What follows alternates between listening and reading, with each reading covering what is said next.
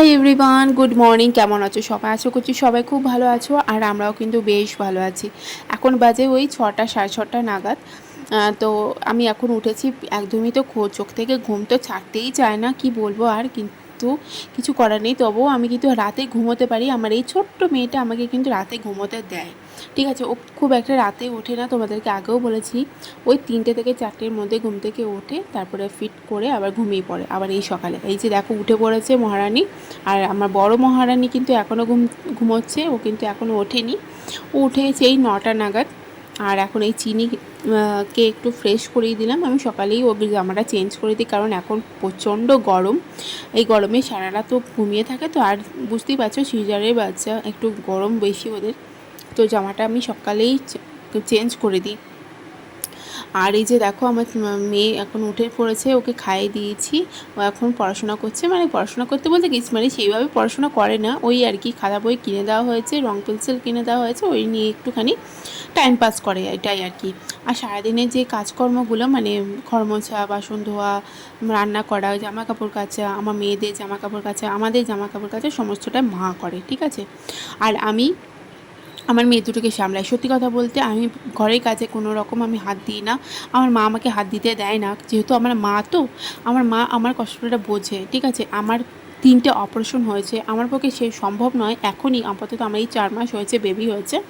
তো আমার পক্ষে এখনই ঘরের কাছে হাত দেওয়াটা আমার পক্ষে সম্ভব হয়ে ওঠে না। যে যাই বলুক না কেন, আমি তাদের কথা আমি কান দিই না। আমার শরীরটা আমাকে বাঁচাতে হবে, কারণ এরপরে বাড়ি চলে গেলে আমাকে আমার সংসারটা আমাকেই সামলাতে হবে, ঠিক আছে। হ্যাঁ, মা আমাকে হেল্প করে দেবে কিছু দিনের জন্য, ঠিক আছে। আমার মেয়েটা যতদিন একটুখানি বড় হচ্ছে, আমার মা আমাকে হেল্প করে দেবে, কিন্তু বাদবাকি কাজগুলো তো আমাকে করতে হবে। আমার মেয়েটাকে সামলাতে হবে, সংসারটাকে সামলাতে হবে, আমার হাজব্যান্ডকে দেখতে হবে, ওর অফিসে খাবার আমাকে বানিয়ে দিতে হবে। কেউ কিন্তু এসে আমাকে একটা বেলা নক করেও দেখে যায় না যে আমি কি করছি না করছি, ঠিক আছে। তো লোকে অনেক কথা বলে, মানে সেগুলো গায়ে মাখলে চলে না, ঠিক আছে। আবার অনেক সময় গায়ে লেগে যায়, কি বলবো বলো। আসলাম একটুখানি ছাদে, রোদ ছিল প্রচণ্ড, ওই জন্য মাথায় গামছাটা নিয়ে এসেছি। সব মেলা আছে ছাদে। আসলে কি বলতো, ছাদে আসলাম এই কারণে, ছাদে না মা একটা গাছ লাগিয়েছে, এই যে। তো এখন এমন অবস্থা হয়েছে, মানে ঠিক করে পুজো কিছু করা হয় না। ভাবলাম যে আমি পুজোটা করে দেবো এখন, বাট মিঠিকে খাওয়াতে খাওয়াতে চিনি ঘুম থেকে উঠে পড়েছে, তো আর হবে না। চিনিকে ঘুম পাড়ালাম, মিঠি ঘুমোচ্ছে। এখন আর পুজো হবে না, কারণ এখন অনেক বেলা হয়ে গেছে, মানে প্রায় 2টো বাজে, 2টোর ওপরেই বাজে। তো তুলে রাখি ফুলটা, সন্ধ্যাবেলায় পুজো করে দেবো ফুল দিয়ে, এই জন্য তুলছি। অনেক কটা ফুল ফুলেছে, দেখবে, দাঁড়াও তোমার থেকে দেখায়। তুললাম, এই যে গাছটা, এমনিতে কিন্তু পাতা নেই, কিন্তু ফুলটা ভালোই হয়। তো চলো এবার চলে যাই। এই যে ফুল, এই যে ফুল ফুল তোলা হয়ে গেছে। এবার নিচে যাবো, গিয়ে স্নান করবো, তারপরে ভাত খাবো। ফুলটা তুলে দিয়েছি, সন্ধ্যাবেলা করবো।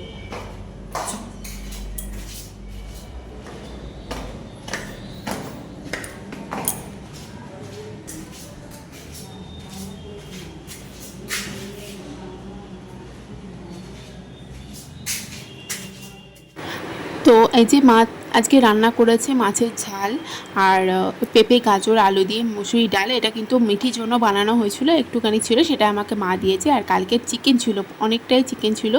তো সেই চিকেনটা একদম লাল লাল কষা কষা করে মা বানিয়ে দিয়েছিল, দারুণ খেতে হয়েছিল। আর এই যে ভাত এখন খেয়ে নেবো। মিঠিকে ঘুম পাড়িয়ে দিয়েছি, খাইয়ে দেয়, আর চিনি এখন ঘুমোচ্ছে। তো আজকে না একটা পার্সেল আসার কথা ছিল, মানে বিকেলে আমার হাজব্যান্ড ফোন করেছিল যে পার্সেল এসেছে। তো তারপরে আমি আর নিচে যাওয়া হয়নি, মানে পার্সেলটা তোমাদেরকে তখন বললাম না বিকালে, যে যখন গেলাম নিচে, যে পার্সেল এসেছিলো কিনা। পার্সেলটা না এসেছিলো, জানো তো, মানে কার্ড যেহেতু আমাদের গ্যারেজে যে মিটারে ঘর আছে, তো সেই মিটারে ঘরে রেখে দিয়েছিলো। সচরাচর টেবিল থাকে, একদম না দেখে থাকবে, নিচের টেবিলে রেখা দেয়। তো ছিল না, তো সেই জন্য আমি ভাবলাম যে হয়তো পার্সেলটা দেয়নি, আসেনি। তো তারপরে দেখছি না এসছে, গার্জিয়ানকে ফোন করলাম, বললাম আমি মিটার করে রেখে দিয়েছি। তো কী পার্সেল এসছে তোমাদের সাথে দেখাই। অ্যাজ ইউজুয়াল প্রত্যেক মাসে যেটা আসে সেটাই এসছে। গেস করো কী এসছে। তো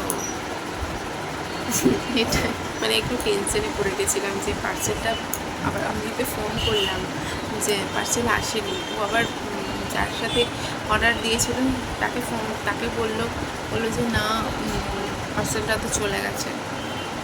তো আরও টেনশনে পড়ে গেছিলাম। তো যাই হোক, পার্সেল হয়ে এসছে। আমার না এই চোখের এই কোণটাতে লাল লাগছে, কড়কড় করছে, জানি না কি হলো। দেখো এই দুটো এসছে। এটা মিঠির একটা লোশন, এই ডাইপারটা এসছে, আর এই যে লিকুইড ডিটারজেন্ট চিনির জন্য, এটাকে ইউজ করি। মানে মিঠি যখন ছোটো ছিল, মানে ও যখন হয় তখন পুরো 1 বছর এটাকে আমি ইউজ করেছিলাম। তারপরে এমনি নর্মাল সার্ফ, যেটা ভালো সার্ফ এক্সেল ইউজ করি, তো সেটা দিয়েই কাচাকুচি করতাম। এখন চিনির জামা কাপড়গুলো এটা দিয়ে কাচি, আর ওর যে কাঁথাগুলো আছে সে কাঁথাগুলো সার্ফ দিয়ে কাচা হয়, কারণ পটি করে তো এটাতে হয় না। আর ডাইপার দেখছি এম সাইজটাই লাগে, 36-এর প্যাকেটটা প্যান্টটা নেওয়া হয়, ও বেশিটাই অর্ডার করেছে। তো ঠিক আছে, অনেক দিন চলে যাবে। তো এই দুটোই অর্ডার ছিল, পার্সেলটা এসছে। আরও কিছু অর্ডার দেওয়া আছে, এখনও আসেনি, আজকে দিয়ে যায়নি, কাল পরশু করে হয়তো দিয়ে যাবে। তো আজকে রাতে ডিনারে দেখো মা গোলা বড়া বানিয়েছে, মানে আটা বেসন দিয়ে এই বড়াটা বানায়, দারুণ লাগে খেতে, মানে সরু চাকলি বড়ার মতন বানায়, তো বেশ ভালো লাগে। আর মাছের ঝাল ছিল, সেটা তো আমি খাবো না, তো তার জন্য মা আমাকে আলুর তরকারি বানিয়ে দিয়েছে, তো সেটা দিয়েই আজকের ডিনারটাকে করব। আর এদিকে দেখো আমার মেয়েটা, ও কিন্তু খাওয়া দাওয়া সব কমপ্লিট, ওদিকে চিনিও ঘুমিয়ে পড়েছে, মিঠিকেও খাইটাই দিয়ে রেডি করে দিয়েছি, ও পাপার কাছে খানিকক্ষণের জন্য ঘুমিয়ে থাকে। তারপরে আমাদের যখন সমস্ত কিছু রেডি হয়ে যায়, মানে শোতে যাব, তখন মিটিকে নিয়ে এসে ওর বিছানায় শুয়ে দেওয়া হয়। তো এটাই ওর কিন্তু ছোট থেকে এই অভ্যাসটা রয়ে গেছে, মানে যখনই ও এখানে আসে, কাটোয়ায় আসে বাবার কাছে, কিন্তু রাতেরবেলা আগে ও শুয়ে পড়ে, ও ঘুমিয়ে পড়ে, তারপরে মা গিয়ে আমাদের বিছানায়, মানে ওর বিছানায় আর কি শুয়ে দেওয়া হয়। তো এটাই চলছে ছোট থেকে ওর রুটিন। এবার আর কিছুদিন পর থেকে সমস্ত রকম রুটিন চেঞ্জ হয়ে যাবে, জানি না কি হবে, সেই সব দিনের কথা ভাবলেই একটা মনের ভেতরে কষ্ট হয়, জানি না কি হবে। তো যাই হোক, আজ সন্ধেবেলায় গেছিলাম একটুখানি পার্লারে, কারণ আজ আমার চুলটা থেকে বুঝতেই পারছো মানে কতটা ফ্রিজি আর কতটা বাউন্সি হয়ে আছে আমার চুলটা। মানে এবছর কোনো রকম ট্রিটমেন্ট, কোনো রকম স্ট্রেনিং আমি করিনি, জাস্ট একটুখানি বাড়িতেই একটু কালার করেছি, ব্যাস ওইটুকুই। আর করতাম মানে কি বলতো, মানে বেশিক্ষণ টাইম আমি দিতে পারবো না, মানে কোথাও আমি বেশিক্ষণ টাইম দিয়ে আমি থাকিও না, কারণ চিনি প্রচণ্ড পরিমাণে কান্নাকাটি করে।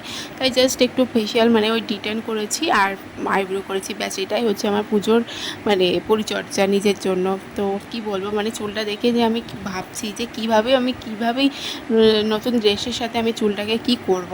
তো যাই হোক, কিছু করার নেই, এবছরটা আমাকে এইভাবেই চালাতে হবে। তো চলো আজকে ব্লগটা আমি এখানেই শেষ করছি, এবার ঘুমিয়ে পড়বো, আবার দেখা হবে পরবর্তী ব্লগে, ততক্ষণ সবাই ভালো থেকে